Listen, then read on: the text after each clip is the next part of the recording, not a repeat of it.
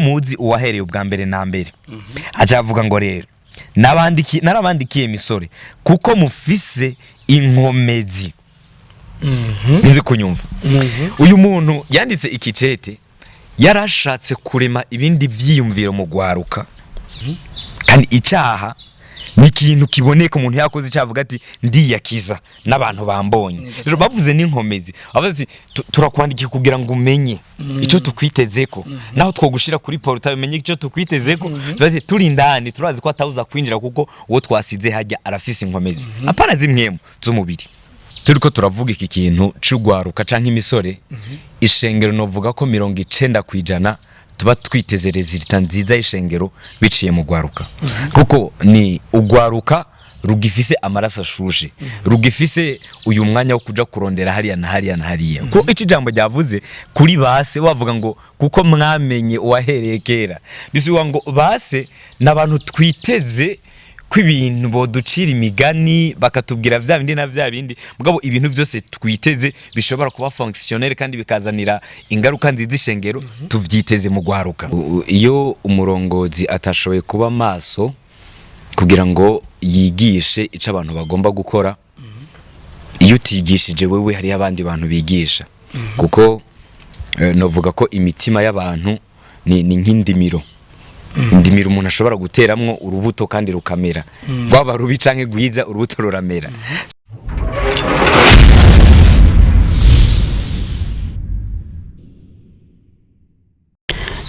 Shalom bakunzi ba BBF TV turabaramukije cyane inyuma y'ikiganiro cavuga ko Yesu mbega yari umwirabure canke yari umuzungu uyu munsi twabateguriye ikiganiro kidasanzwe aho tugiye kuyaga n'abatama ngaha mubona baberewe cyane ubafu bwanje uburyo bwanje baberewe cyane hanyuma naguma mbanze nakire uri ubafu bwanje mubona ko yapendeje cyane sinari bwakubwire mwaberewe murakoze cyane hanyuma muri bande ego mwidondora ariko barabakurikirana abakunzi ba BBF TV murakoze ndabashimiye BBF TV ni Pastor Clovis Ndayizeye ndi umwungere w'ishengero Holy Center Ingozi murakoze Holy Center Ingozi nyimba ntibeshe Pastor Mengo muri noro ndiko ndabona muri iyi minsi hacikiye kingana gute muje ino twaje ku mugaragaro haraheze nuvuga nk'igihe c'amezi 3 usivye go mu vyumviro vy'Imana Holy Center yari hari kuva kera murakoze amen Ingozi mubona klima yaho imeze gute hameze neza cyane akayaga ni keza cyane ariko harakanye harakanye nyene harakanye cyane pore rero nimbeho kugikorwa nyene nisa merci okay cyane nkuko mwamaze kuvyumva ni pasteur wa Holy Center aha mu gisagara ca Ngozi hanyuma ndabona uwundi ari iburyo bwanje bona umengo sinzi kari umusore sinzi kari umugabo ariko ashajije cyane namwe murabibona reka twidondore yes murakoze cyane ndashimiye television ya BBF ku mazina nitwa Nzeyimana Adolphe aba ndumu evangeliste muvuga butumwa muri mwishengero Holy Center Ingozi murakoze Adolphe mengo ndiko ndabaraba mengo muracari tera mu karisama ego turacari tera tukarisama ariko kandi mu bwami nyene dufise amahanga menshi cyane hanyuma Adolphe mengo murubatse cyane oya ndacari umusore ni iki cyagusunikiye muri ibi bintu by'ubu evangeliste kumengo benshi bitabira binyuranye nibe ni kubera ko kenshi iyo nibutse ko hari igikwa cabaye ku musaraba nkabanibuka nkabanzi ko hari abantu benshi batarakimenya ca numva yuko hari igikorwa twasigiwe nkuko umwungere mukuru yabivuze ngo ni mugende mubwire abantu bose ubutumwa bwiza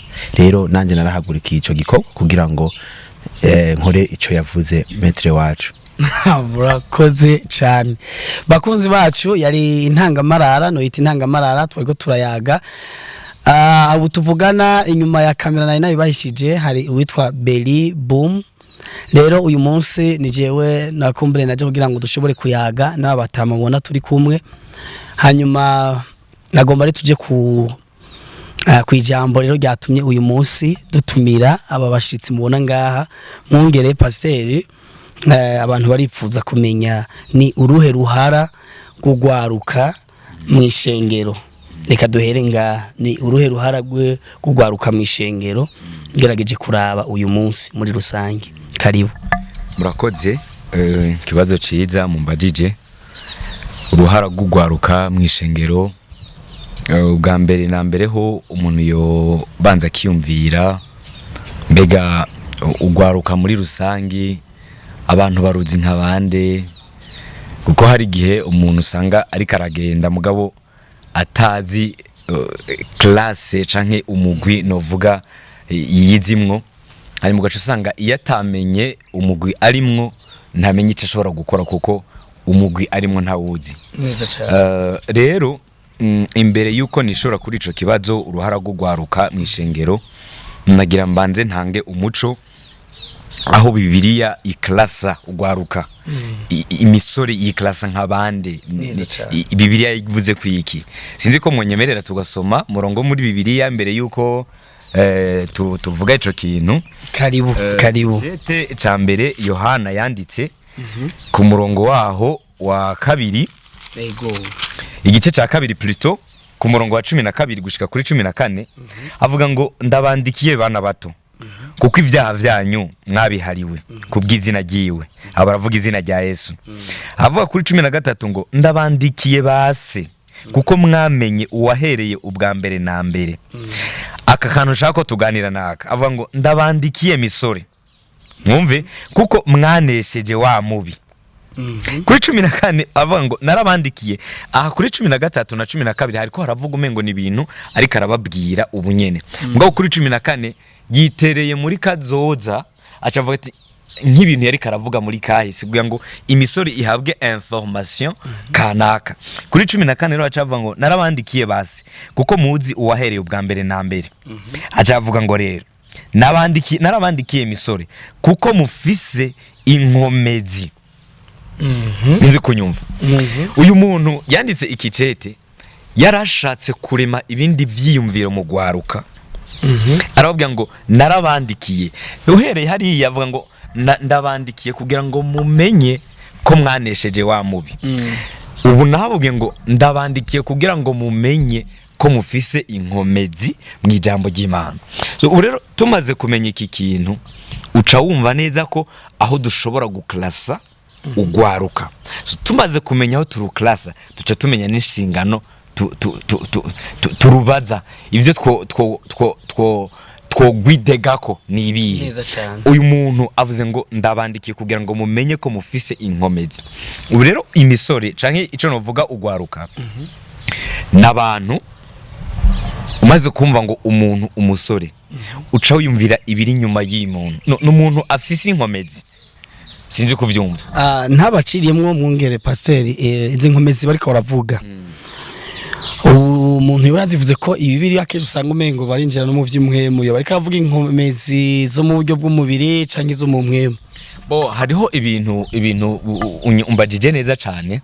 Ibi bintu turiko turavuga ntibiri spiritual cyane kuko abantu biyumvira ngo avuze ngo inkomezi z'imwemu. Oya ari karadoma ko kugira ngo uyu muntu w'umusore agende yiyizi icari, kuko ubwa mbere yavuze ngo nabandikiye bana bato kuko ivyaha vyanyu mwabihariwe. Kandi icyaha ni ikintu kiboneka umuntu yakoze cyavuga ati ndiyakiza n'abantu bambonye. Rero bavuze n'inkomezi, abazi turakwandikiye kugira ngo umenye ico tukwitezeko, naho twogushira kuri portal umenye ico tukwitezeko. Baze turi ndani turazi ko atawuza kwinjira kuko uwo twasize hajya arafise inkomezi apana zimwemu z'umubiri.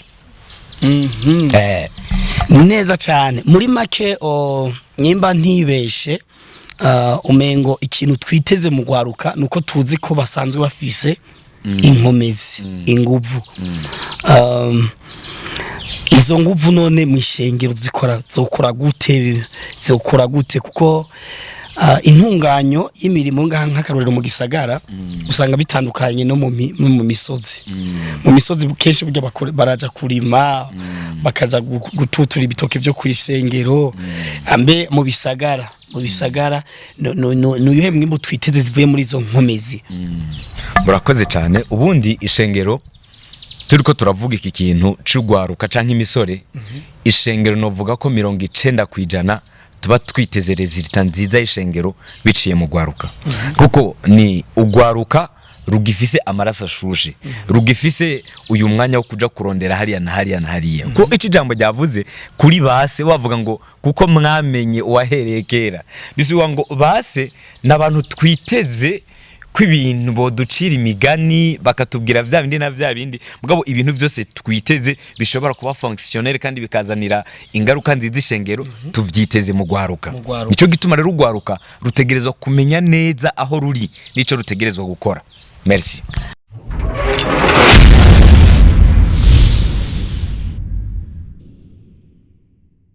Murakoze cyane. Murumva yuko ariko cyane arashimangira ati ugwaruka ikintu ca mbere bandagwitezemwo ni bikogwa vy'inguvu, baniteze impinduka idasanzwe biciye mu nguvu zabo. Nawe ubibona gute ugerageje kuraba uyu munsi uracari n'umujene wewe kandi mugabo wavuze ngo ngiye kwamamaza ubutumwa bwa Yesu Kristo, uvuze kwiki? Bon, murakoze cyane. Nkuko umwongere yabivuze, ugwaruka ni kimwe mu mapiriye y'ishengero. Apa y'ishengero ni kimwe mu mapiriye y'igihugu. Kuko turamaze kubona ibintu vyagiye biripasa mu gihugu. La majorité 90% abantu mwarabibonye Bujumbura harabaye manifestation, 90% barabajene. Rwaruka rurafise uruhara runini cyane mwishengero na cyane mu iterambere no mu gushika kure cyane. Murakoze cyane. Murakoze. Reka ngaruke kuri uwo mwongere, ugerageje kuraba icyo ari karavuga n'ikintu kidasanzwe cyane. Bivuze ko urwaruka ruriho haba mu gihugu haba no mwishengero, ariko iyo habuze imodoka umushoferi nize ingaruka mbizi zishobora kuba mwishengero. Izi nguvu yo zitoriyanse neza isho zibwirizwa gukora, nize ingaruka mbizi zishobora gushika mwishengero. Kumbure novuga nti ibintu byose vyamabifira mu burongozi. Iyo umurongozi atashoboye kuba maso kugira ngo yigishe ico abantu bagomba gukora, iyo utigishije wewe hari abandi bantu bigisha. Kuko novuga ko imitima y'abantu ni nk'indimiro. Indimiro umuntu ashobora guteramwo urubuto kandi rukamera, baba rubi canke gwiza urubuto ruramera. So rero mu burongozi dutegerezwa kuba twarabivye izindi mbuto, kugira ngo no mu gihe hoza uwundi muntu kubiba asanga umurimo waruzuye, harabibwemo ikindi kintu. So ingaruka rero zitegerezwa kuhaba ni za zindi nyene, ko iyo icabibwe kitarico kizana ivyamwa bitari vyo. So rero twebwe nk'abarongozi dutegerezwa kuba twarigishije abo bantu, kugira ngo nundi mwigisha mubi niyaza azosanga umwigisha mwiza yarigishije, kuko umuntu ashobora kumenya inyigisho itariyo atumviseyo. Murakoze. Murakoze cyane. Murumva ko vyamaze kuryoha rwose, ariko ari ikindi kibazo. Mbega uri kuraraba ubu abajene bariko baravuga ngo nta buzi buhari mu gihugu, abajene benshi barakoma induru, areka maze ndagehere mu itsitso.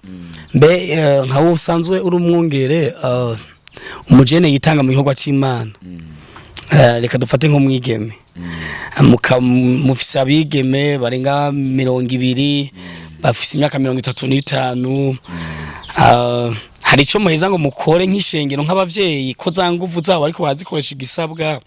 Hari ico muheza mugakora nk'imigambi yo kwiteza imbere n'ibindi nk'abarongozi b'amashengero.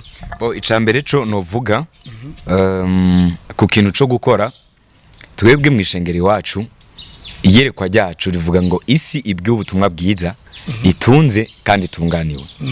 Tukaba dufise ama valeur, novuga ama valeur du cœur, avuga ngo ukwizera kwacu kumatanye n'ibikogwa, hanyuma imvugo yacu ijana n'ingiro.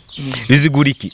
Nimba dufise iyo rêve yo kubona umunsi umwe isi yose yarabwiye ubutumwa bwiza hanyuma tukadufise iyo ndoto yuko umunsi umwe isi yose izobitunze hanyuma igatunganirwa urumva ko ico dushira imbere turashira imbere evangelisation kugira ngo tuvyare iyo si ibwe ubutumwa bwiza hanyuma tugashira imbere gukora umuntu wese agakoresha amaboko yiwe kuko Claude hari ibintu abantu benshi bihenze ko kuva kera aho bafashe iriya religion uvuga abazungu bari batuzaniye colonisation kugira ngo bo baganze twigwe twame tuganje imisi yose batubwira ko bigoye ku mutunzi yo kwinjira mu bwami bw'Imana kandi twaragyumvira iryo jambo kandi twaragyumvira gushika n'uno munsi hari abantu bigifashe mugabo twaravuze ati none c'est vrai nivyo ivyo bintu mbega ko abatwitangiye imbere ibikomangoma muri Bibiliya bose baraba miliyarderi barabantu hageze kuja kuramukanya bahana inzahabu nkuko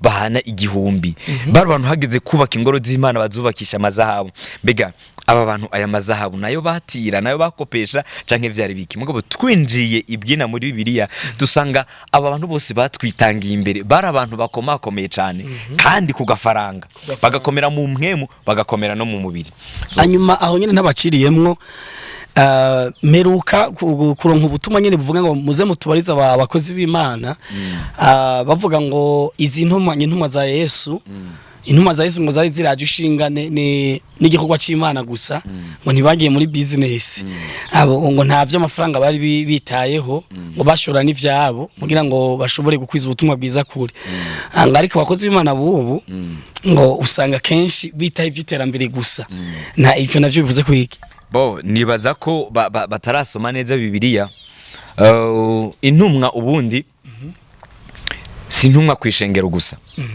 yo twumvise ngo intumwa n'umuntu yahuye n'Imana answa ikamutuma apana kwishengero ikamutuma ku gihugu ikamutuma mu mahanga rero intumwa abaje atekeye ikindi kintu gishasha Imana ishaka kuvyara mu gihugu apana mwishengero unyumve gusa iyo wumvise ngo intumwa n'umuntu afise message y'Imana iyo manisha ico kintu Imana ibishaka kuvyara mu gihugu so ikagicisha muri iyo ntumwa kugira ngo iyo ntumwa yicarike abandi bantu hanyuma ico kintu bakivyare so ico kintu rero mu kuvyagwa kirasaba amafaranga kugira ngo tuvugire ijambo ry'Imana wowe kugira ngo umpamagare ibi vyuma ziriya kamera yose n'amafaranga iyi message aho ushaka kuyishikana ni wari gushobora kuyishikana utakoresheje amafaranga n'ijambo ry'Imana nuko mugihe twogoma muri Bibiliya mbega abo tuzobwirira ijambo tuzorivugira gute ata bafre d'office ata sale d'office ata kiniki ivyo byose rero bisaba amafaranga ababajije ico kibazo nibaza ko mumaze kuronka inyishu hanyuma sinzi umengo ntiwari bwaheze twariko turayaga kuri iki warukiduga kuri iki kijanye mwishengero usanga ati abajene izi nguvu zabo turaze exploiter turaza baraje bariko bakorera Imana ariko kandi mbega ko ejo usanga bari bafise imyaka irenga 40 ingahe iyo bishitse umujene ntagire icavamwe ari mwishengero kandi ari umwana w'ishengero bazaka ingaruka iba vyavuye kuri uwo mujene cyane ni ku burongozi abarimo yemerera gato nagira mbanze ntange umuco kuri iki kintu twako turavuga ko mwari mumbajije ngo abakozi b'Imana benshi usanga muri kino gihe imitima canke ubwenge buri mu mafaranga vy'ishengero bakagira iki twebwe turiga cyane ku intumwa Paulo intumwa Paulo ni intumwa yakoze ibintu bikomeye kose no mu bitabo turiko turakoresha cyane urabona ko ari we yavyanditse mugabo we ica avuga ku mafaranga avuga ngo kugira ngo ubutumwa bwiza ntibudehe kudeha sindi ico wumva kugira ngo ubutumwa bwiza narungikanywe ntibugire agatosi ndakora nkoresha yanje maboko nkashona ihema hanyuma nkaronka amafaranga ayo mafaranga ndayarose nkaca nja kuyakoresha igikorwa c'Imana bisumba ko noja kwirigwa hariya kwishengero lundi mardi mercredi vendredi utusanga hagiyemo n'uwescro mon frère usanga hagiyemo n'uwescro wumva umengo umuntu womuhereza gahunda kugira ngo peut-être muri resto hakana kamusangire mugabo iyo uzi ko hari ico wakoze hariya ku kazi hanyuma ajya amafaranga ukayazana kuba ku bwami birafasha ko n'abantu birinda kugusuzugura ngo nije ndamwambika nije ngira iki so umukozi w'Imana ategereza gukora nayiwe maboko hanyuma amafaranga yarose akaja kubaka ubwami. Murakoze cyane. Murakoze gose nanje ndabashimiye. Ariko rero hari abajene benshi urwaruka muri kino gihugu cacu, urwaruka amakoraniro yo mu gitondo, haba amakoraniro mu ndwi hagati aritabira akayabamwo, matinare, amakoraniro ku mugoroba akayabamwo, hanyuma yavamwo yarahejeje nk'ishuri, agaca yigiye gusanga arizeye ivyo bamwaturako, hanyuma agaca avuga ati kandi imyanya Imana yansaba kuba imbere yayo nabayeyo, agaca yitana WhatsApp, agaca agenda akarindira igitangaza Imana izokora. Hari ico wobabwira, hari ico wovuga kuri abo bantu? Bon, murakoze. Bwa mbere na mbere abo bantu nta namwe bashika, abantu bameze nk'uko ega ijambo bakwatuye ko riragira ubushobozi. Mugabo kandi Bibiri ivuga ngo ukwizera kutagira ibikorwa kuba gupfuye. Bisigura ngo iyo iryo jambo bamwatuye ko nimba ari ryo guteraje imbere, nimba ari ryo kwagukirwa, iryo jambo ritegerezwa kumatana n'igikorwa, kuko Bibiri ivuga ngo nzohezagira ibikorwa by'intoke zanyu. Rero atagikorwa nta muhezagira uri inyuma yacu. Bisigura ngo nimba urwaruka rukeneye iterambere, tegereza guhaguruka tugakoresha ayago maboko, hanyuma Imana ikacihaguruka kugira ngo iheza ishitse ikijambo ryayo rivuga. Murakoze cyane. Kubwo ariko aravuga ngo ukwizera kutagira ibikorwa kuba gupfuye. Abantu benshi barinjira nabambona binjira mu eglise bagasenga, kandi usanga programme zose azibamwo, usanga n'Imana afise amasezerano bagiye baramwatura ko menshi, usanga nyene ararindiriye igihe kirekire. Mbega mu bamwibaza ko hari uruhara umuntu yibarushitsemo iyo nkubaciye yavuga ati je Imana ivyo yamvuze ko birakwiye, ndazi bizoshika, yambwiye ko nzo mu miliyoni umiliyardere. Mbega ciye agenda kiryamira agasenga, mugabo akiryamira, hari ico muvuga iryo sezano ryoshika canke ivyo baba batura ko mishingiro biheza bigashika? Namwe hari ico mubivuga ko? Sindakubeshe aho hantu no gupfa yopfa atabonye ivyo bamwatuyeko. Kubera ko Imana ni Imana iri ya movement. Hanyuma turabizi no kuva na kera uw'Imana yashaka kugira neza wese. Naho yabishaka kukurenganya ikintu kanaka, wowe ukayisaba yakubaza ati ufise iki? Turazi Mose ariko arayiririra ati mana mugabo mubwiye ati Mose kuntakira ufise iki? Raba ico kintu ufise ni igiki? Ati genda mbona ico mfise n'inkoni. Ati okay, fata rero iyo nkoni ukubita aho hantu. Ico ushaka ujye kiri hano mugabo bivanye n'ico ufise wewe. Turabona n'umuvyeyi kera mu guhezagira abana, kubahezagira ari umuvyeyi wiwe yabanza kumbwira ati imbere yuko ndaguhezagira banza ugende mwishamba uhige, hanyuma gwarundi nyene runuze ucuruteye kaneza ni waruzana ku meza mpejeje gufungura cyenda guhezagira. Mwende majambo umugisha urahari, mugabo uyu mugisha urakeneye ko tubagarira, dufurura, dukura amaboko mu mpuzu, tukaca ku gikorwa, hanyuma nikadusanga ku gikorwa. Merci beaucoup.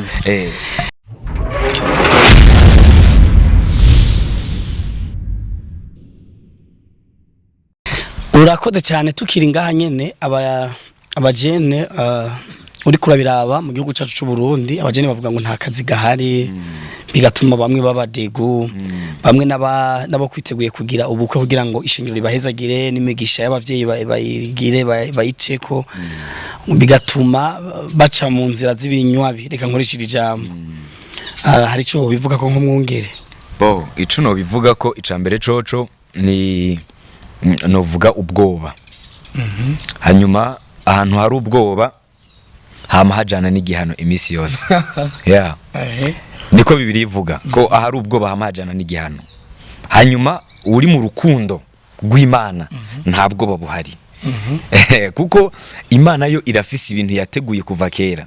Bibiri ivuga mu Banyefeso 2:10 avuga ngo turi biremwa vyayo kandi twaremwe muri Kristo Yesu kera kugira ngo tubigenderemo. Mende majambo hari ibikorwa twategerezwa kuba turiko turakora kandi apana ibikorwa vyari vyose birivuga ngo vyiza birivuga vyiza nivyo Imana yaduteguriye.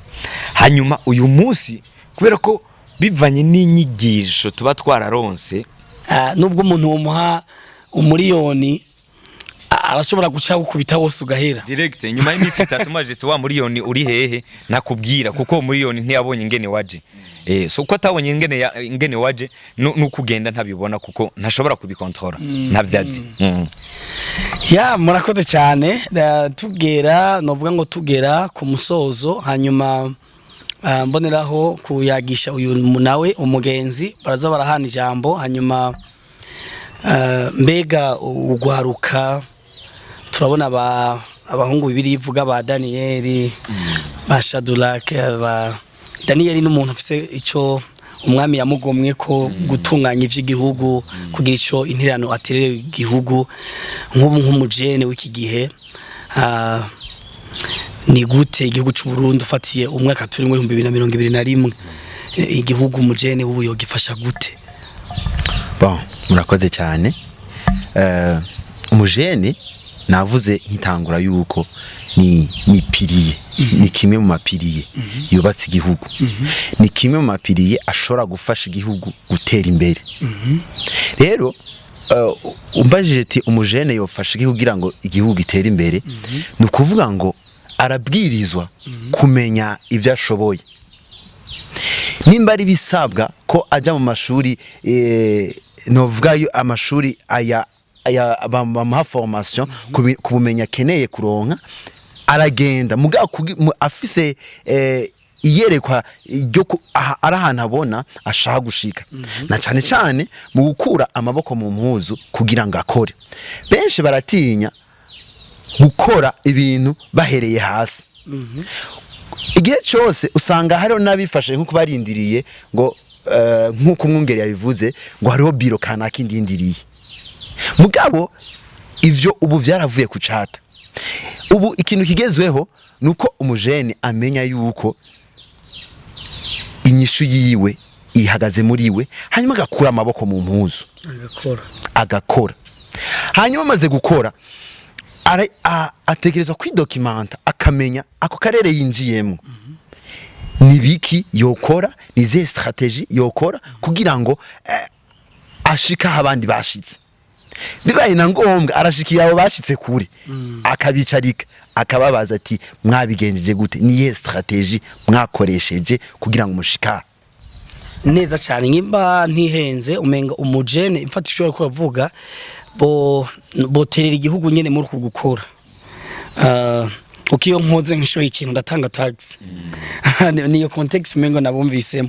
Mbega mungira arico mwovuga tugana mu masozera, arico mwovuga kuri iki kintu umujene ni yenshingano igihugu kimwiteze ko ufatiye mu gihugu cyacu cy'u Burundi? Murakoze cyane. Nagira mvuge iki kintu ubundi abajene kuko twatanguye tuvuga ati umujene mwishengera afise uruhe ruhara. Hari gihe umengo ibintu nuvuga vy'igihugu twaravyikuye ko cyane, aho umengo igihugu twakigabiye abanyepolitike, aho umengo ishengero n'igihugu umengo ntaho bisabisaniye. Mugabo kuva kera umwami yamakorana n'umuprofeti. Kuva kera umwami yakorana n'umuprofeti. Kuvuga ngo ibi umuprofete ku batavyumva ni abahanuzi umuvugishwa. Rero ntitwigera twidetasha ku gihugu kubera ko nico twatumweko. Nico twatumweko. So dutegerezwa urwaruka rutegerezwa kurazwa ishinga ni territoire ni yisi yacu hanyine Imana yadutumye gukorera, no dutegerezwa kuko iki gihugu nikitaba amahoro mwishengero ntituzojayo. Ico cyo utegeza kukimenya. Nikitaba amahoro mwishengero ntituzojayo. Nicakena mwishengero ntituzoronka baza gusenga. So dutegerezwa kurazwa ishinga no kwiyumvira ico dutegerezwa gukora kugira ngo igihugu twavukiyemwo naco kiba amahoro. Nico novuga. So dutegerezwa kwigisha urwaruka kwiyumvira no kwinjira mu burere bwose mvuze bwose nta nakamwe twasize muri commerce urwaruka rukristo tukarusangayo even no muri politiki urwaruka rukristo rukaje kugira ngo niga nitwebwe tumenye ivyo gukemura nitwe tumenye ivyo gusengera nitwe tumenye ivyo gukorerako merci beaucoup murakoze cyane murakoze bakunzi bacu turabashimiye kuno mwari ko muradukurikiranira hanyuma Adolphe ni jambo ubwira urwaruka rw'igihugu cyo mu Burundi baba bakristo canke atari abakristo ni jambo umva ubabwira ryanyu murakoze cyane ijambo nobwira urwaruka rukristo canke rutari rukristo bo mu Burundi nuko bokura amaboko mu muzu bagakora izi nguvu dufise nizo kugira ngo twiteze imbere twongere duteze imbere igihugu catwibarutse kandi twongere duteze imbere ishengero aho duherereye rero notera intege umuntu wari we wese ntatinye gukora ikintu ngo ni gitoya ariko ikintu kiba gito iyo kitazana nico novuga resita canke kitazana ico umusaruro rero ikintu cyose kizana umusaruro nturabe ngo kimeze uko kije ko ugikore niho iterambere ryawe rihagaze ngira ko ndanavuga ati jewe nduma entrepreneur ndumuvuga butumwa ngira nka entrepreneur ndafise entreprise ikora isambuje bientôt ndabizi ko tuzokorana ikiganiro mfise entreprise wow komeye cyane murakoze cyane iyo entreprise yabikorera he ikorera ngaha nyene mu kugisagara haruguru gatoya ego nuko nzoza kujya kamwe karibu cyane abakunzi ba BBF TV bumvushitse ngaho ingozi mu gisagara genda muri entreprise uraye kuntu bikogwa mwungere nire jambo umva gushikiriza nk'umwungere uvuge nire jambo ku bantu bagenzi bawe barongozi bagenzi bawe kumbure batahora bashira inguvu kubajene kandi ari bo nguvu ari bo mapiriye bigishengero niye mpanuro kandi wacutekerera ugwaruka rw'abarundi n'abandi bari mu bindi bihugu badukurikirana bumvike ururimi rw'ikirundi urakoze cyane impanuro canke ico novuga kumbure kuri bagenzi banje nukumenya neza ko ico twahamagara n'igikorwa gikomeye gose aho ofite ico novuga abantu baratwizeye cyane aske ico umuntu abwiwe n'umwungere yumva ko ico kintu ari cyo gose so aho twoshira inguvu rero nuko twohimiriza na cyane murumva ko ariho ijambo ryavuzwe na nyiri cubahiro mukuru w'igihugu avuga ngo umufuko wose uronke ifaranga n'umunwa wose uronke ico kurya so kandi ico ni ikintu gitegerezwa kwambara umubiri biciye muri twebwe twizewe tukarungikwa n'Imana so dutegerezwa dutegerezwa kwambika umubiri kijya kintu umukuru w'igihugu yavuze biciye mu kwigisha abo turongoye ko igihe cose Imana ihezagira igikogwa c'amaboko so caba ari gito bibiri vuga ngo ikintu cose kinini gitangura ari gito mugabo kikaba gifise intango navuga ntero two kwigisha nivyo gusenga ariko kandi tukigisha no gukora tukigisha no gukora kuko Imana ihezagira ibikorwa by'intoke zacu nimba vy'ukuri twiteze umugisha kwishengero twiteze umugisha ku gihugu nuko hategerezwa kuba abantu bitahuye bakamenya ati turaza Imana izodusanga ni ku gikorwa hanyuma igahezagira ibikorwa by'intoke zacu ibintu bigashishikara kugenda neza mwakoze cyane ndabashimire gose ndabashimire kuntu mwitabiriye ikiyago cacu mbega butaha nitwabikora ko muzoza bana aho muzodutelefonera hose naho uzobabwije naho uzobabukeye uzotubwira ati muradukeneye arico tuza gutanga ku muco canke ico tuza gushikiriza nyene twaritavye umuhamagaro nuko nyene hari jambo bomva rya nyuma ushikiriza abakunzi ba BBF TV abakunzi ba BBF TV nuko no babwira ko Imana iracari Imana hanyuma kandi Imana ni nyarukundo hanyuma kandi Imana ni nyembabazi gusa ndababwira ko byukuri vuba cyane Yesu agiye kugaruka umuntu wese no gutunganya inzira ziwe merci mwumvise ijambo arangirije ko Yesu vuba aragarutse hari jambo wumva rya nyuma wumva babwira abakunzi ba BBF TV yego murakoze cyane abakunzi ba BBF TV ijambo nababwira nuko nyene isi irarindiriye umuco ukomoka mu rwaruka rero ni jewe ni wewe nuri karavyumva wese yuko biciye ni televiziyo ubutumwa canke ikindi kintu kizoshika kure a travers yino televiziyo. Rero numva noshimira televiziyo nkongera nkashimira na mwebwe mwaduhamagaye tongera tuvuga ati n'ikindi gihe muze muduhamagare. Murakoze cyane. Murakoze cyane, mwakoze kudukurikirana, tubifurije ibihe byiza abari mu bihugu bitandukanye. Shalom shalom.